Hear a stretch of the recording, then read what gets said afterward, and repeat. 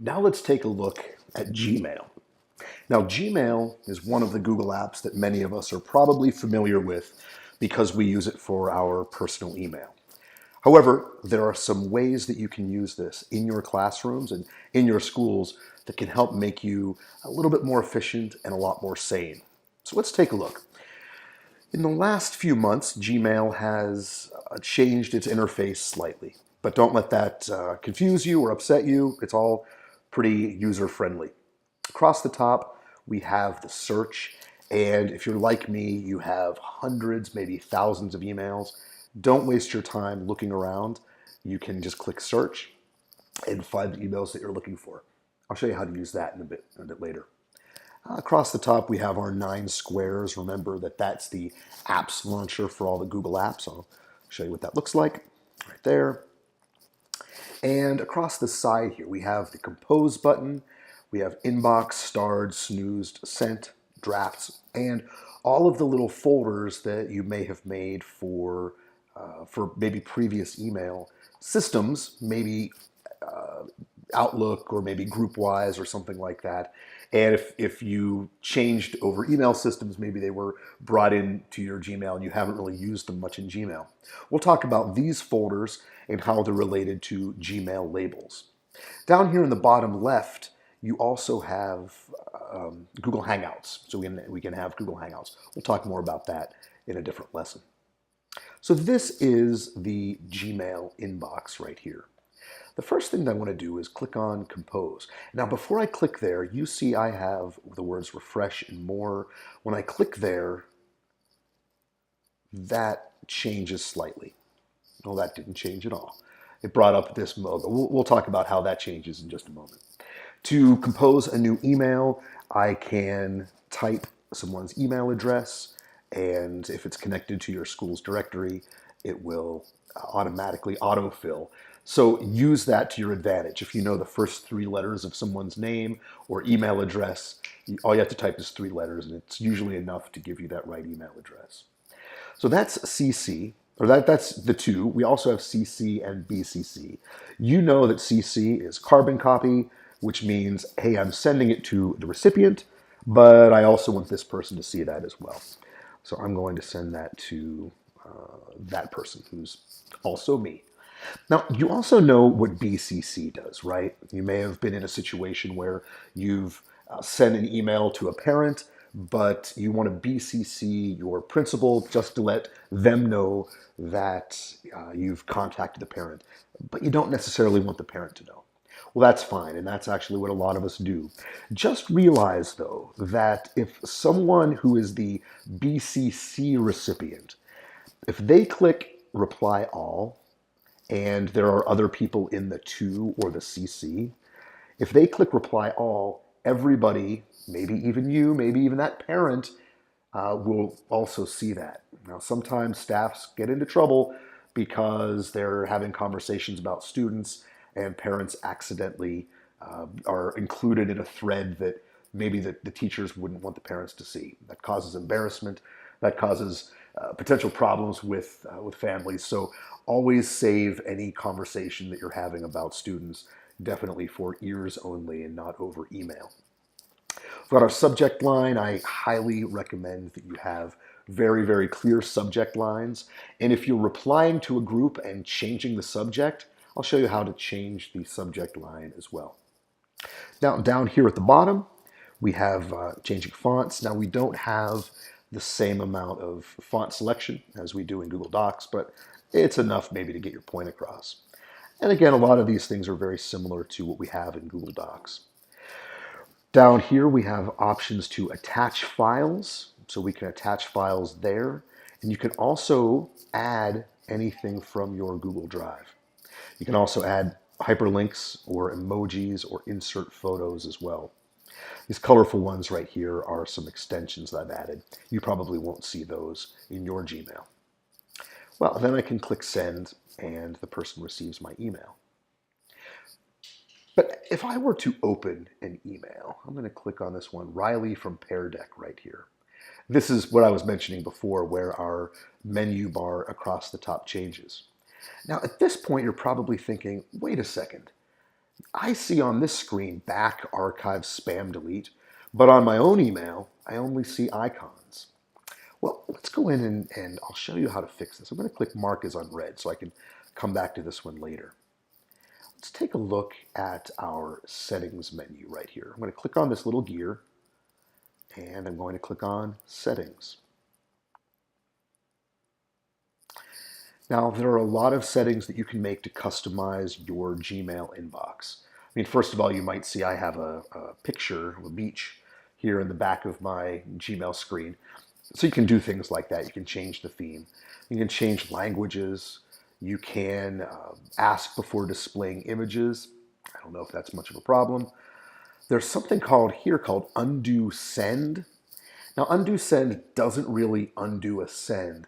It's really just a time delay. So once you click the send button, you have, let's see here, 5 seconds, 10 seconds, 20 seconds, or 30 seconds to reread the email, change your mind, and say, oh no, I shouldn't have said that, and bring back your email. But it's really just a time delay. After 20 seconds or 30 seconds, whatever you have it set for, it will send, and there's no way to bring that back. Also, while it's in that 20 seconds, if you click compose or you click inbox, or if you refresh your page, it will also send the email automatically. Undo send. Great little feature. It's not perfect, but it could save you in a pinch. I've been saved myself. All right, so down here is another one, conversation view. And this basically takes all of your emails. If conversation view is on, all of the emails of a certain thread or a certain subject all get threaded into just one line on your inbox. And you can read everything in order. This is great because it doesn't clutter up your inbox.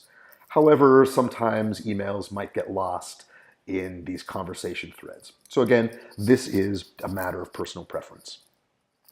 There's some new features like nudges, suggest email replies, suggest follow-ups. Hey, you haven't responded to this person in 5 days. Would you like to reply to them? This is a new feature in Gmail, and I love it because sometimes I don't get back to emails as quickly as I should. Now, if I keep scrolling down, turn on desktop notifications, adding stars, these are matters of personal preference.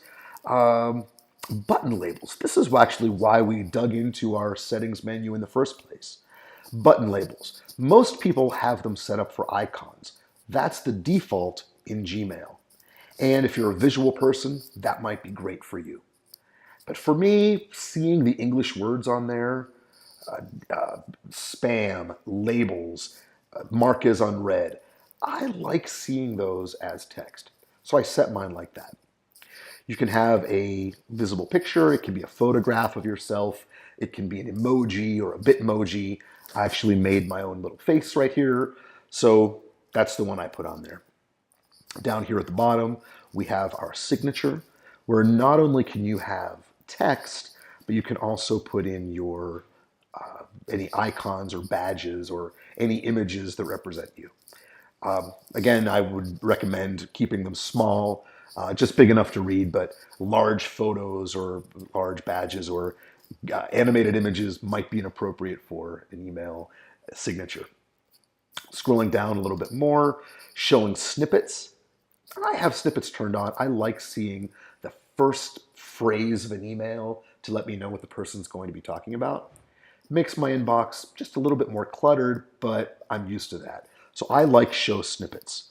If it's too much for you, you can just click on no snippets and you won't see them. Vacation reminders. This is really, really important. A lot of teachers set this up for summertime breaks. Thank you, parents, for emailing me. I'll be out of the office and at the beach for the next month, but if you have any questions, please contact the school office or my principal or the superintendent or whatever. But even if you're going to be out for even just a day or two, this really makes your life a little bit easier. And I already always have this one, and I just change it just a little bit for the next time I'm out. Now, most things in Google, if you've been using this for a while, you know that you never have to hit a save button. However, you do inside of Gmail settings. So if you've made any changes, You click Save Changes right here, and you're all set. For me, I haven't made any, so I'm just going to click Cancel. So back to Riley from Pear Deck. I have all of these across the top here as English. I wanted to be able to see the text of the icons right there. All right, so it's kind of some junk mail. Boy, Pear Deck is great, but I get a little bit of junk mail from them. I have some options. I can archive it.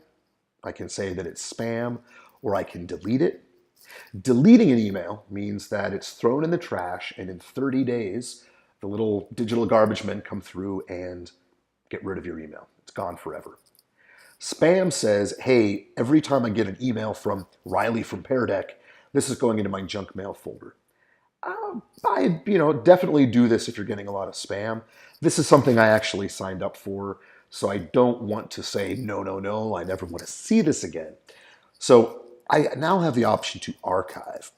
Basically what archive is doing is putting it in a box, putting it up in your attic, and you never ever have to look at it again. But if you want to, you can search your mail and you'll have access to that email. It's hidden away, it's invisible, it's not really taking up any space. You'll never have to look at it again if you don't want to, but it's available if you do. I recommend archiving most email. Now at this time I need to talk about privacy a little bit. A personnel director that I worked with at one point said, email doesn't stand for electronic mail, it stands for evidence mail.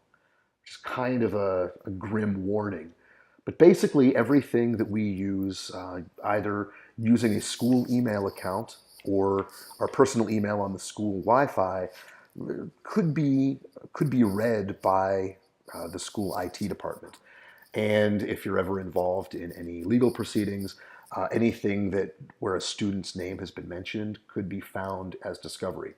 So like I said earlier, if you're going to be talking about confidential student information or your impressions of a student, save it for conversation in private with a person. Do not type it over email. But again, you might be thinking, well, if I delete it, then it's gone. And if I archive it, then they can find it. Well, sorry to break it to you, but if you delete it, it's saved somewhere. All school email in California is saved. So if you delete it, it's gone for you, but someone else could be able to read it. I recommend archiving it because you will be able to easily find this later. All right. So let's talk about a few other things here.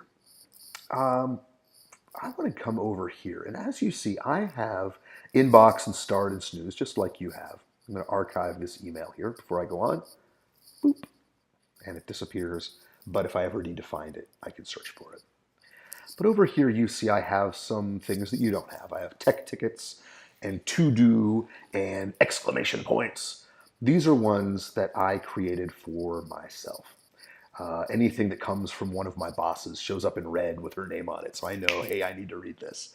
But I have things, assessments and benchmarks and conferences and Q and Google Camp, all of these things. They act like folders on the side, and I could click and drag an email, from here, and I can put it in because this is the 7.8 principal. I could drop it into our 7.8 folder right there. It disappears from my inbox, but when I click on 7.8, there it is, shows up right there. Now, that's folders, and I'm actually moving it into another place. But you'll also see I have these little things on here. There's one called technology, and one called 912 admin, and one here called 7.8. These are labels. Now, this is where it gets a little blurry. You can set up that every time something comes from a certain person, or every time there's a certain word mentioned, that the little digital mailmen inside of Gmail put a little sticker on the email. Ooh, this comes from the technology department. Put a technology sticker on there. It still shows up in my Gmail, in my inbox. But it also shows up all the way over here inside this folder as well. So Jamie Lusader accepted class link setup. And if I click on technology here, Jamie Lusader, and it's accepted my class link setup right there. So this is something that it can exist in two places, but we have these little labels that stick on there. To create a label, I can click on an email, and I click on labels, and I can label this email as, let's see, do I have, oh, SBAC right there. Because we're talking about CASP, I'm going to put my SBAC label on it. I click apply, and notice it has the SBAC label right there. And now when I go back to my inbox, I'm going to refresh my page so it shows up. Now it has the SBAC label. Pretty nice. There are also ways that you can set up filters that anytime any email mentions CASP or SBAC or LPAC or whatever, you can automatically have that label or that sticker attached to the email. I'm going to save that for a different lesson, but you could Google it if you want. All right. Now let's talk about inbox views. I'm going to change my inbox view right here by clicking on Configure Inbox. Remember, that is in the Gear menu, Configure Inbox. Now, you can have different emails set up, different ways that the inboxes are set up: primary, social, promotions, updates, and forums. I have that set up on my personal email, but I don't really want that in my work email. So what I do is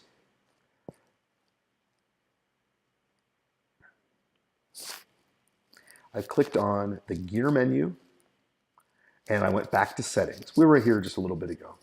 And I click on Inbox. Now, there are some great ways to use the Gmail inbox. One of them is the default inbox, which means the newest emails show up on top. It pushes everything else down, and you have read and unread emails mixed up with each other. Now, if you get a lot of emails, that might be a little confusing after a while. There's another way to do it. There's this called important first. And if you set up that anything that comes from the district or comes from your administrators shows up as important, maybe you can put a little flag on there. Sometimes Gmail knows that you get a lot of emails from a person, so it automatically says, this must be important, and it'll put a little flag on there. That's important first. Now you see right here where it says importance markers, there's a little video that you can watch that will show you how that all works. I don't like important first because I don't want Gmail deciding what's important to me or not. So I'm going to skip that one. I don't use that. We've got 3 more.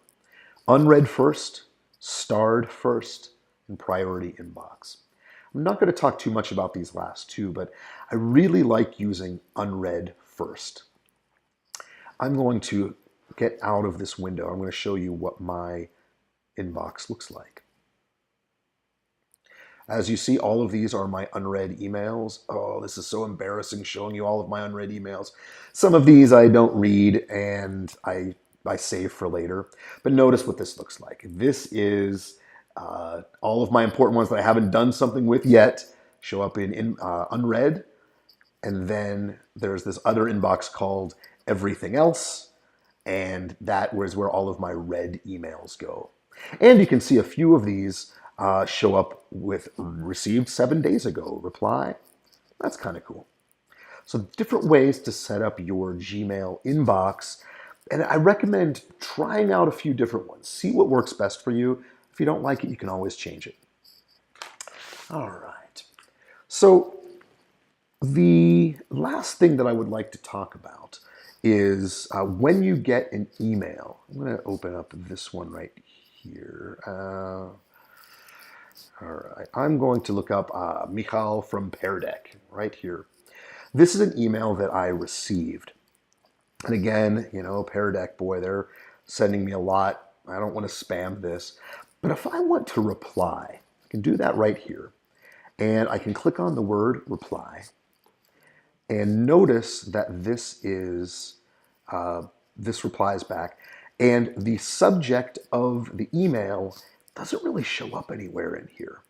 So if I'm replying back to the salesperson from Pear Deck, I might want to say, hey, can you cool it with the emails?